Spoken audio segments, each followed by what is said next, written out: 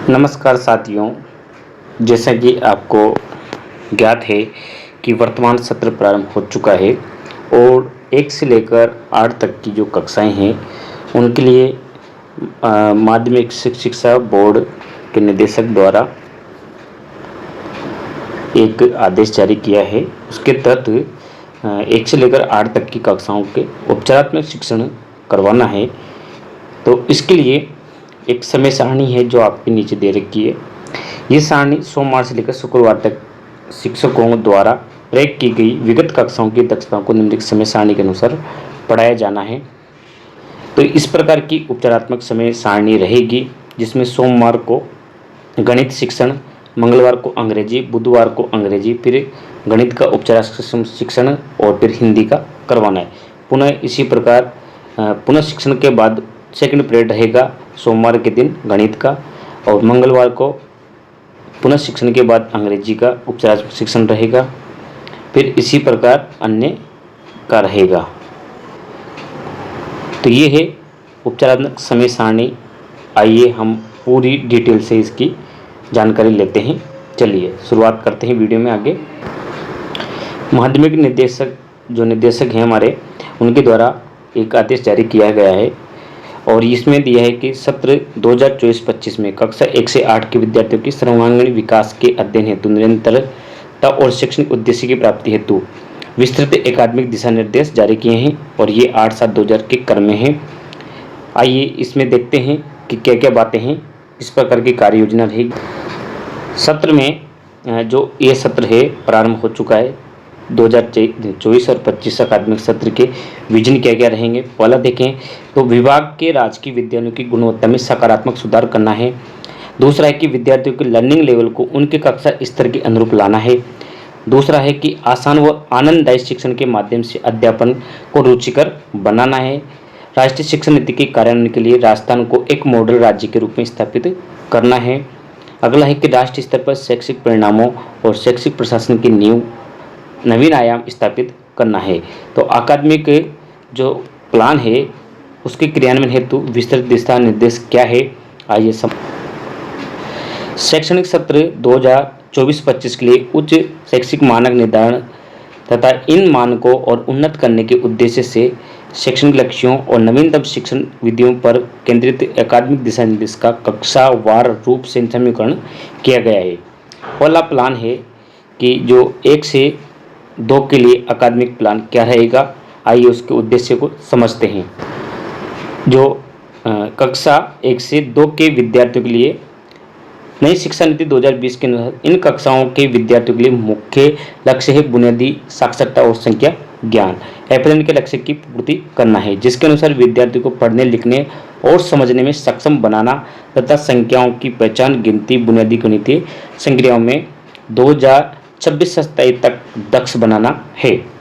इसके साथ ही इसका उद्देश्य ये सुनिश्चित करना है कि कक्षा के सभी विद्यार्थियों को कक्षा 3 में क्रमोन्नत होने से पूर्व क्या आना चाहिए, पढ़ना, लिखना और संख्या ज्ञान में कक्षा स्तर की दक्षता में सक्षम हो। इन उद्देश्यों की पूर्ति के लिए कक्षा 1 और 2 के शिक्षकों द्वारा निम्नलिखित कार्य किए जाने हैं। तो शिक्षकों के कार्य क्या रहेंगे, आइए उनको देखते हैं। फर्स्ट है कि कक्षा में विद्यार्थियों की गतिविधि आधारित शिक्षण कराना है। खेल आधारित आनंददायी शिक्षण का समावेशी कक्ष वातावरण प्रदान करे। सरल अर्थों में विद्यार्थी के दैनिक जीवन से संबंधित परिस्थितियों, वस्तुओं इत्यादि का उपयोग करके विद्यार्थी की मातृभाषाएं विशेष ध्यान देना है कि मातृभाषा में ही शिक्षण को रोचक बनाएं और विद्यार्थी की क्षमता को पहचान कर विद्यार्थी को आत्मनिर्भर अभिप्रेरणा से संपन्न बनाना, जिससे विद्यार्थी में पठन, पाठन और लेखन संबंधी कौशल विकसित हो सके। ये शिक्षकों के दायित्व रहेंगे।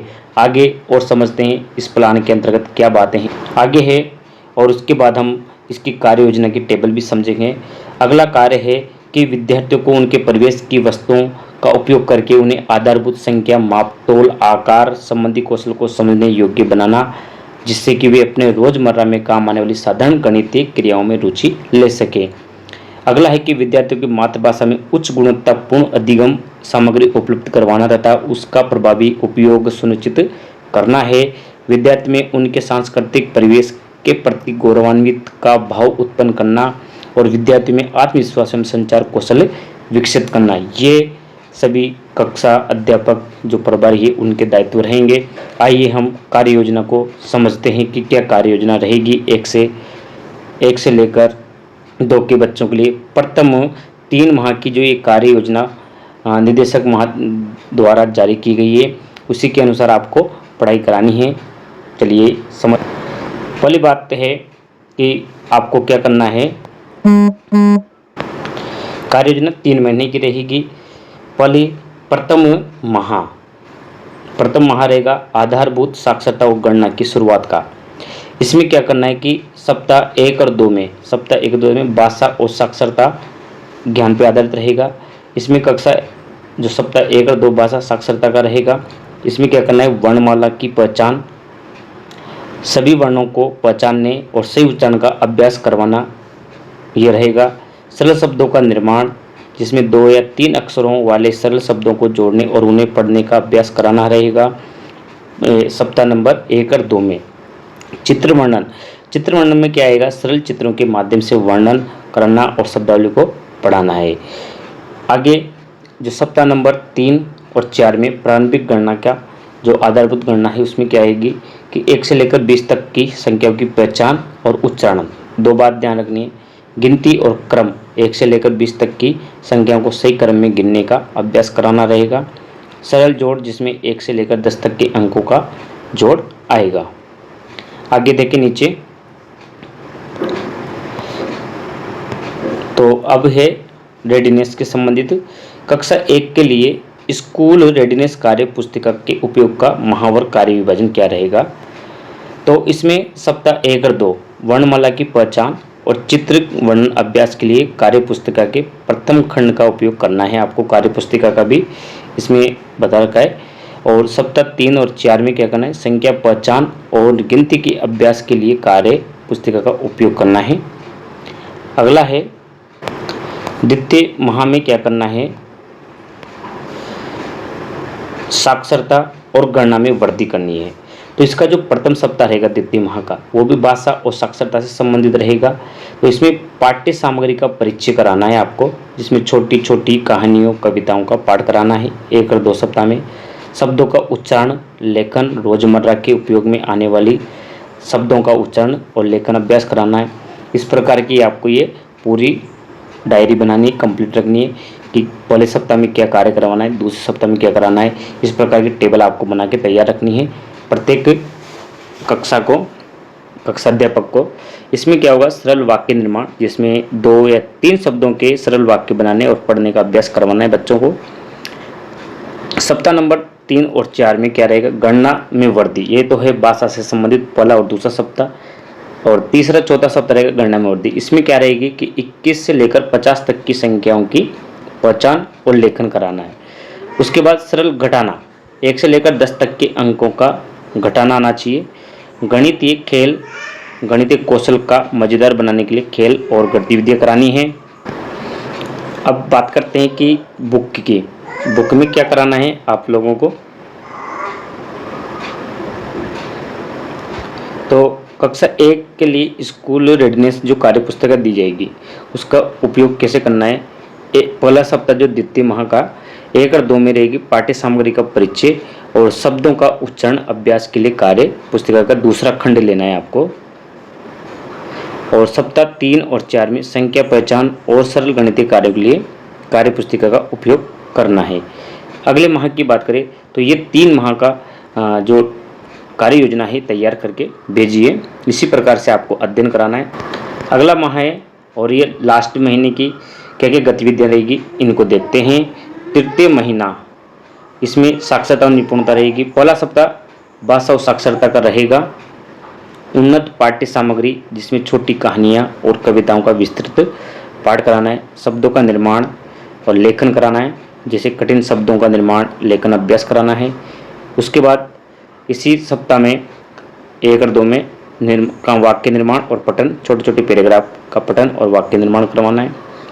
इसके तीसरे चौथे सप्ताह में उन्नत गणना करवानी, 51 से लेकर 100 तक की संख्याओं की पहचान और लेखन करवाना है।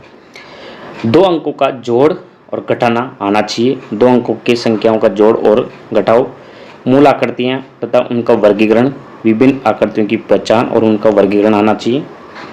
बुक की बात करें तो बुक में क्या करना है, जो रेडीनेस बुक रहेगी उसमें उन्नत साक्षरता अभ्यास और वाक्य निर्माण के लिए कार्य पुस्तिका का तीसरा खंड यूज करना है आपको, तीसरे महीने का। और तीसरे चौथे सप्ताह में उन्नत गणना और आकृतियों की पहचान के लिए पुस्तिका का यूज करना है। आगे इसमें और कौन कौन सी बातें शामिल है कार्य योजना में, वह समझते हैं। इस कार्य योजना के अतिरिक्त कुछ गतिविधियां हैं।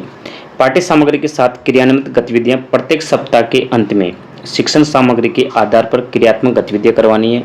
शारीरिक खेल गतिविधियां विद्यार्थियों को सक्रिय रखने और उनके शारीरिक विकास को बढ़ावा देने के लिए खेल गतिविधियां करवानी है। समूह कार्य विद्यार्थियों के समूह में कार्य करने और सहयोग की भावना को बढ़ावा देने के लिए समूह कार्य करवाना है। तो ये हमने 1 से लेकर कक्षा 2 तक की कार्य योजना को देखा है।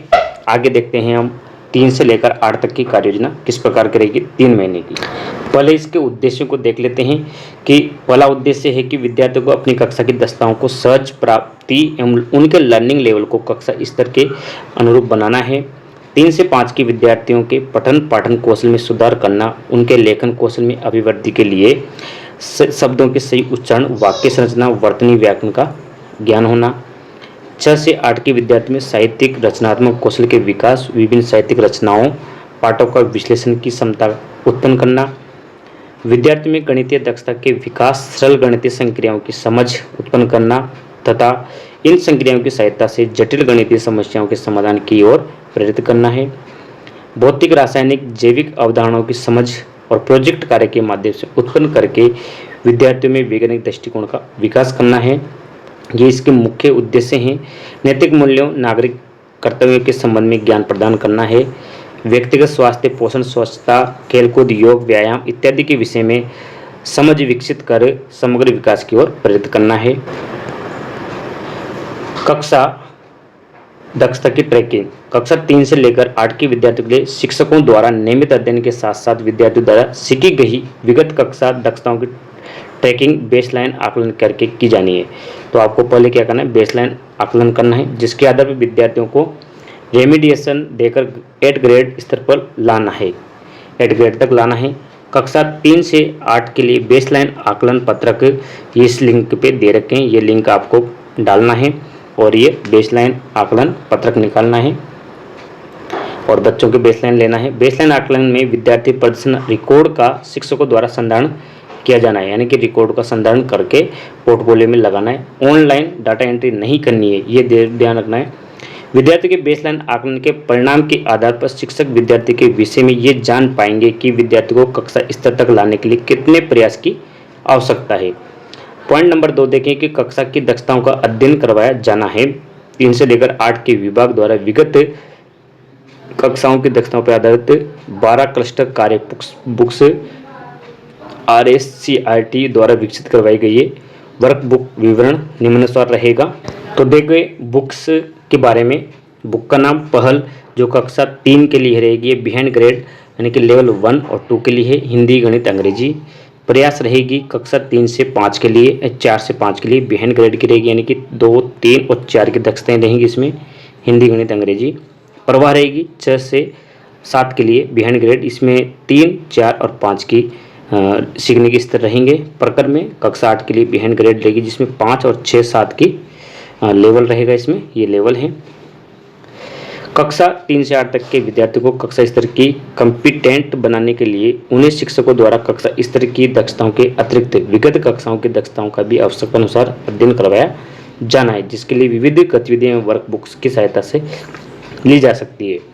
अब हम समझते हैं कि उपचारात्मक शिक्षण क्या है, इसमें क्या करना है टीचरों को। तो आइए इनको देखते हैं।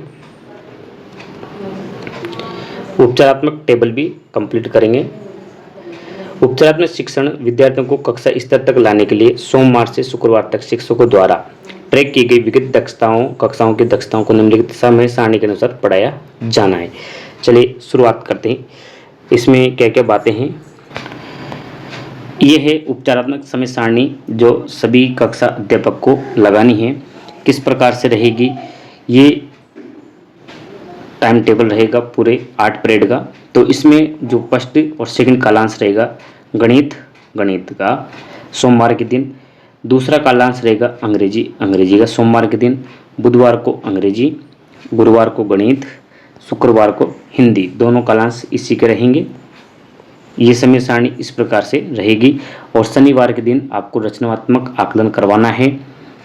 तो अब इसमें क्या करना है, जैसे ही बच्चा गणित में कमज़ोर है तो उसको उस उपचारात्मक सेकंड पीरियड में उपचारात्मक शिक्षण कराना है। अंग्रेजी का शिक्षण कराने के बाद यदि उस कक्षा के जो बच्चे कमज़ोर हैं, जो फर्स्ट समूह और सेकंड समूह बनाया है, उसमें जो सेकंड समूह के बच्चे उनको क्या कराना है, उपचारात्मक शिक्षण देना है।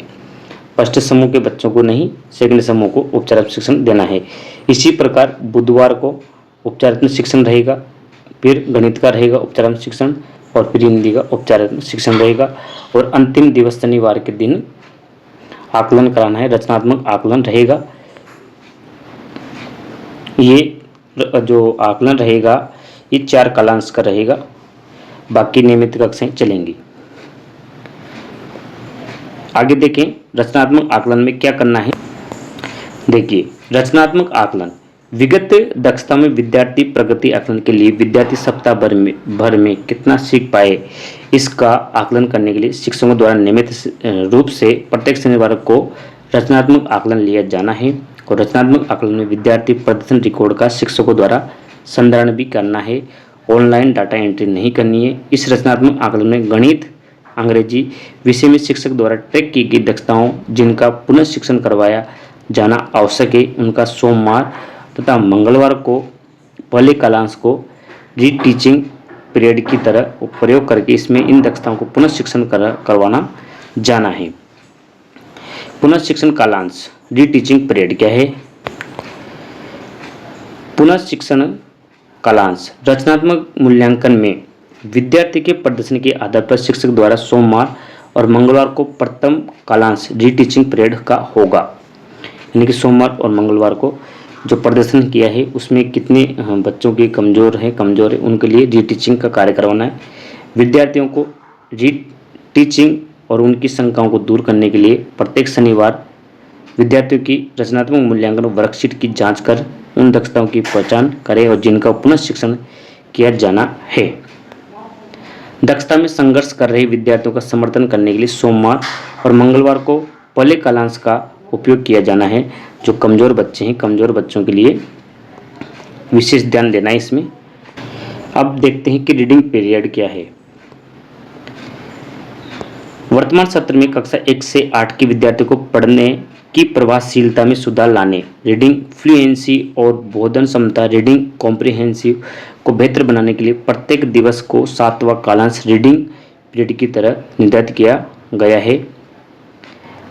प्रभावी रीडिंग रणनीतियों पर शिक्षकों को प्रशिक्षित करने के लिए अतिरिक्त प्रशिक्षण किए जाएंगे। विभाग द्वारा निपुण भारत के दिशा निर्देशन अनुसार विद्यार्थियों की रीडिंग फ्लुएंसी और रीडिंग कॉम्प्रिहेंसिव का भी मूल्यांकन किया जाएगा। नीचे दी गई तालिका में निपुण भारत मिशन के दिशा निर्देशन अनुसार मौखिक पठन पाठन ओरल रीडिंग फ्लुएंसी लक्ष्य निर्धारित किए गए हैं। 7वां जो कालांश रहेगा वह रीडिंग का रहेगा, रीडिंग पीरियड रहेगा। यानी कि इसमें आपको बच्चों को रीडिंग करानी है कि बच्चा समझ के पढ़ रहा है या नहीं पढ़ रहा है, उसकी पढ़ने का प्रवाह कैसा है, इस पर ध्यान देना है। तो इस टेबल के माध्यम से देखते हैं। देखिए टेबल को, ओरल रीडिंग फ्लुएंसी शब्द प्रति मिनट, रीडिंग कॉम्प्रिहेंसिव के कौशल क्या रहेंगे। कक्षा 1 के बालक को 30 से लेकर 35 शब्द प्रति मिनट आने चाहिए। पाठन के बारे में सरल प्रश्नों का उत्तर देने की क्षमता विकसित करना, इसमें कॉम्प्रिहेंसिव में क्या ना सरल प्रश्न पूछे जा रहे हैं तो उनके उत्तर देना। कक्षा 2 की बात करें तो इसमें 45 से लेकर 60 शब्द प्रति मिनट बच्चे को पढ़ना आना चाहिए। कहानी को फिर से बताने, मुख्य विचार विवरण के बारे में प्रश्नों के उत्तर देना, ये कॉम्प्रिहेंसिव में आते हैं। कक्षा 3 की बात करें तो कक्षा 3 के बालक को 60 से लेकर 80 शब्द प्रति मिनट, यानी कि 1 मिनट में 60 से 80 शब्द पढ़ना आना चाहिए। और कॉम्प्रिहेंसिव की बात करें तो अनुमान लगाने, पाठ का संक्षेप में प्रस्तुत करने और अधिक जटिल प्रश्नों का उत्तर देने की क्षमता विकसित करना, इसका कॉम्प्रिहेंसिव है। कक्षा 4 का बालक को 80 से लेकर 100 शब्द प्रति मिनट पढ़ना आना चाहिए। पाठ की व्याख्या करने, अनुमान लगाने, प्रत्यक्ष अर्थ समझने की क्षमता विकसित होना चाहिए, ये कौशल आना चाहिए उसको। 5वां, कक्षा 5 का बालक 100 से लेकर 120 शब्द प्रति मिनट पढ़ना चाहिए। पाठ के साथ विश्लेषणात्मक और आलोचनात्मक रूप से जुड़ने, गहरे अर्थ का अनुमान लगाने और निष्कर्ष निकालने की क्षमता विकसित होना चाहिए।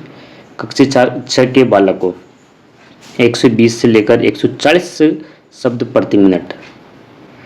लंबी पाठ सामग्री को समझना, उसके निहितार्थों का विश्लेषण करना और विस्तृत उत्तर दे पाना, ये इसका कौशल होना चाहिए। कक्षा 7 के बालक को 1 से 40 से लेकर 160 शब्द प्रति मिनट। जटिल पाठ सामग्री का समझना, निष्कर्ष निकालना और आलोचनात्मक विचार देना।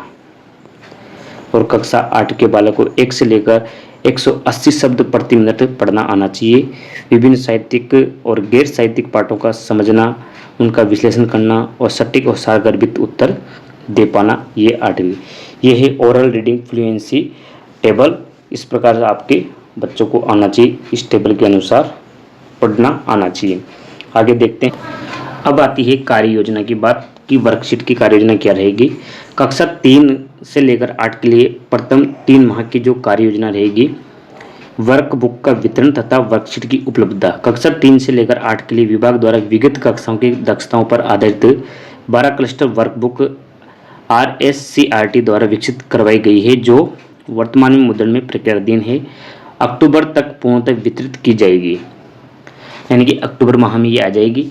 इस अवधि के दौरान विद्यार्थियों की अध्ययन प्रभावित ना हो, ये सुनिश्चित करने के लिए विभाग द्वारा उक्त वर्कबुक की दक्षता आधारित वर्कशीट को साला दर्पण पर उपलब्ध करवाई जाएगी।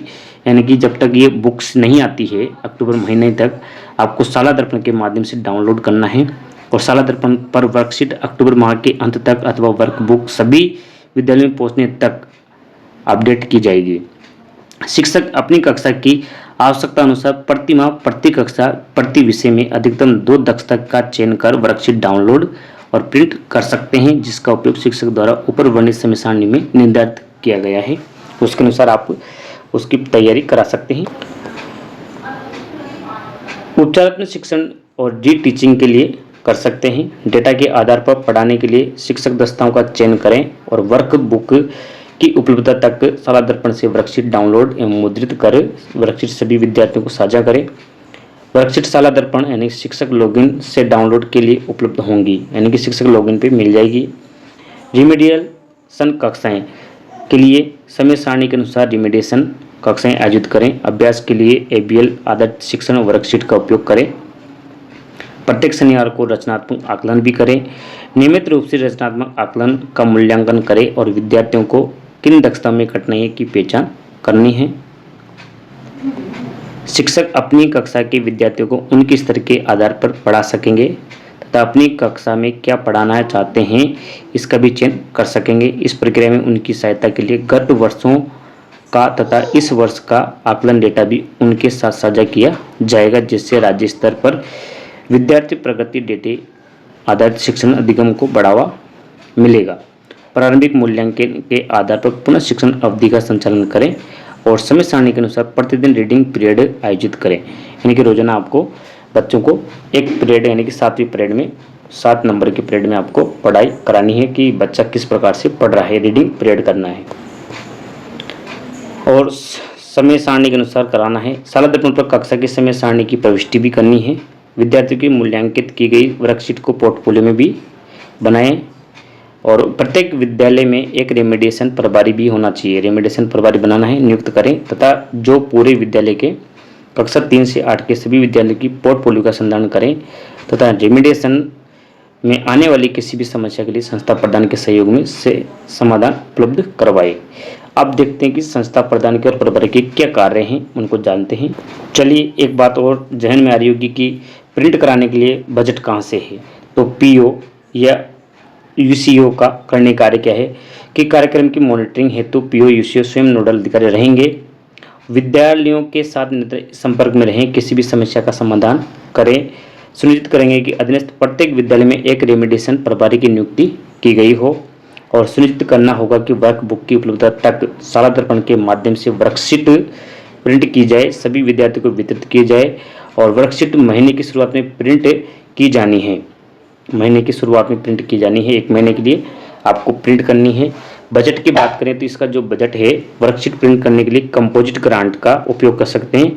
बॉयज फंड या अन्य स्कूल स्तरीय फंड का उपयोग करें। वर्कशीट को प्रतिमाह 1 बार प्रिंट किया जाना चाहिए जब तक कि प्रत्येक वर्क बुक वितरित न हो जाए।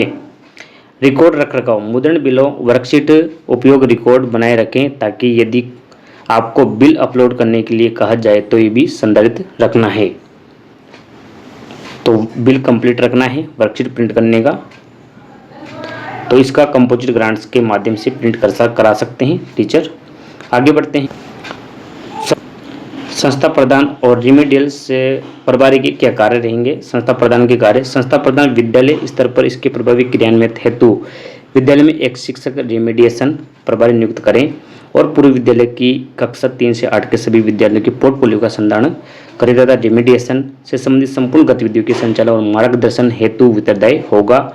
सभी प्रधानाध्यापक प्राचार्य ये सुनिश्चित करें कि विषय शिक्षकों की मैपिंग साल पर अपडेट होनी चाहिए। संस्था प्रधान ये सुनिश्चित करें कि आकलन से पूर्व अतिरिक्त अभ्यास परीक्षा आयोजित की जाए जिससे विद्यार्थियों को पर्याप्त अभ्यास हो सके। बात करते हैं प्रभारी की कि रिमेडिएशन प्रभारी के क्या कार्य हैं। रिमेडिएशन प्रभारी ये सुनिश्चित करें कि उपचार शिक्षण से संबंधित सभी संचार पत्र इत्यादि सभी शिक्षकों के साथ साझा किए जाएं। और क्या रहेगा इसका कार्य, उपचारित शिक्षण के दिशा निर्देशों पिटारा के उपयोग, शिक्षक ऐप पीटीएम के संचालन और अन्य अध्यापकों को भी इसके उपयोग के लिए प्रोत्साहित करना है। सभी शिक्षकों को शैक्षणिक दिशा निर्देशों से परिचित कराएं और उन्हें वर्कशीट चयन, सुधार, वर्कबुक उपयोग, विद्यार्थियों की पढ़ाने की प्रभावशीलता, रीडिंग फ्लुएंसी और बोधन क्षमता, रीडिंग कॉम्प्रिहेंशन के विषय में जानकारी देवे और कक्षा में गतिविधि आधारित शिक्षण के उपयोग के लिए प्रोत्साहित करें। ये रिमेडिएशन प्रभारी के कार्य रहेंगे। तो ये थी के बारे में जानकारी जो मैंने आपको बताई। आपको ये कैसा लगा वीडियो ज़रूर बताएं मुझे। लाइक, शेयर और सब्सक्राइब करना ना भूलें। अंत में सब्सक्राइब जरूर करके जाएं। फिर मिलते हैं ऐसी नई वीडियो के साथ। धन्यवाद मित्रों। चैनल को लाइक, शेयर और सब्सक्राइब करना ना भूलें। Thank you for watching.